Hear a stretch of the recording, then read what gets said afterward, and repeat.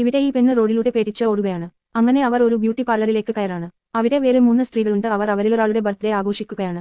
ഈ പെണ്ണ് അവിടെ ഉണ്ടായിരുന്ന ആ കേക്ക് എടുത്ത് അതിൽ മുഖം പൊത്തും, എന്നിട്ട് അവിടെയുള്ള ഒരു ടവൽ എടുത്ത് തലയിൽ കെട്ടും. ഇവൾക്കെന്താ പ്രാന്താണോ എന്ന് ബാക്കിയുള്ളവർ തമ്മിൽ പറയും.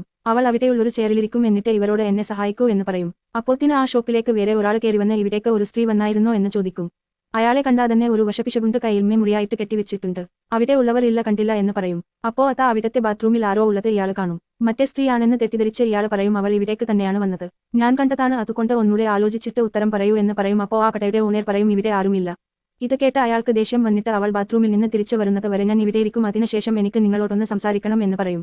എന്നിട്ട് അവിടെയുള്ള സോഫയിൽ പോയിരിക്കും. ഇത് കണ്ടിട്ട് അവിടെയുള്ള വേറൊരു പെണ്ണ് പറയും ഇത് വെയിറ്റിംഗ് റൂമല്ല മിസ്റ്റർ. അപ്പോ അയാൾ അവർക്ക് പൈസ കൊടുത്തിട്ട് പറയും എന്നാ എനിക്കൊരു ഹെയർ കട്ട് ചെയ്യ എന്ന്. അങ്ങനെ അയാൾ നേരത്തെ ഈ ഷോപ്പിൽക്ക് ഓടിക്കയറിയ പെണ്ണിന്റെ അടുത്തുള്ള ചെയറിൽ പോയിരിക്കും. ശരിക്കും അയാളുടെ ഭാര്യയാണ് അത്. അവർക്കെന്ത് സംഭവിച്ചു എന്നറിയുന്നതിനായി താഴെയുള്ള പ്ലേ ബട്ടണിൽ